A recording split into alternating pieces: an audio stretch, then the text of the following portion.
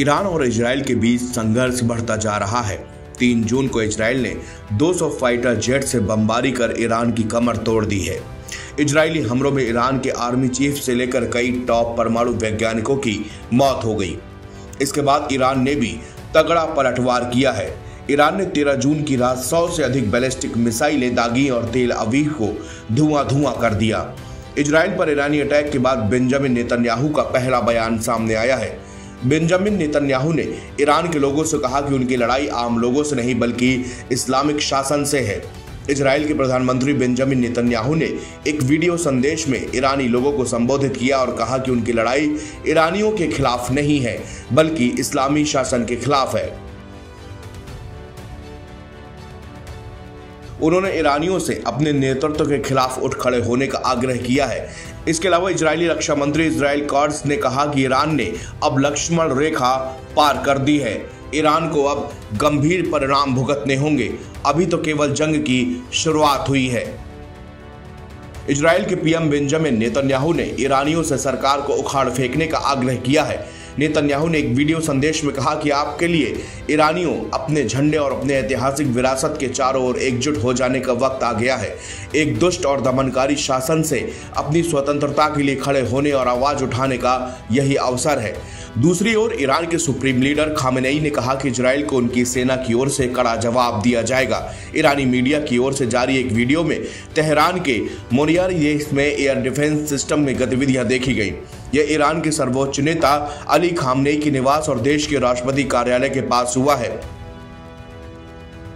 इससे अंदाजा लगाया जा सकता है कि यहां पर ईरानी एयर डिफेंस ने किसी इजरायली खतरे को रोका है। हालांकि आधिकारिक तौर पर इस बारे में ज्यादा जानकारी नहीं दी गई है। इजराइल की आर्मी के हमले के बाद ईरान ने मिसाइल की बारिशें करते हुए इजराइल के प्रमुख शहरों को निशाना बनाया है। इजराइल की ओर से ईरान के परमाणु फैसिलिटी पर हमले किए गए हैं। शनिवार की सुबह ईरान के supreme leader Ayatollah Ali Khamenei के घर के आसपास भी हलचल देखी गई। इन सब के बीच इजराइल के पीएम बेंजामिन नेतन्याहू ने ईरानी जनता से अपनी सरकार के खिलाफ उठ खड़े होने की अपील करी है। इससे पहले इजरायली फोर्स यानी कि आईडीएफ के प्रवक्ता एफी डेफरिन ने शुक्रवार शाम को बताया कि ईरान में सबसे बड़ी यूरेनियम संवर्धन सुविधाओं में से एक इस्फहान में परमाणु सुविधा पर हमने अटैक किया है।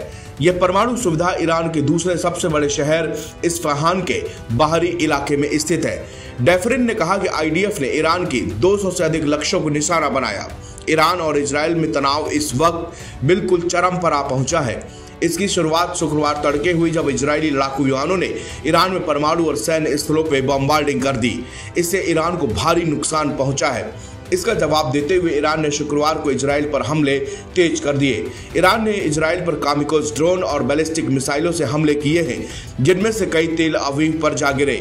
इससे दोनों देशों के बीच युद्ध एक भयंकर स्थिति तक जाता हुआ नजर आ रहा है। अमेरिकी राष्ट्रपति डोनाल्ड ट्रंप ने ईरान को 2 टूक चेतावनी दी है। उन्होंने कहा है कि ईरान के पास अभी भी वक्त है, वो न्यूक्लियर डील कर ले, नहीं तो इससे भी गंभीर परिणाम ईरान को भुगतने पड़ेंगे। इससे पहले डोनाल्ड ट्रंप ने कहा था कि ईरान अब समझ चुका होगा कि उसके बहादुर कहे जाने वाले जवान ढेर हो चुके हैं। इसलिए ईरान की समझदारी इसी में है कि वो जल्द से जल्द डील कर ले, वरना नतीजे और भी खराब हो सकते हैं। एनबीटी ऑनलाइन की रिपोर्ट।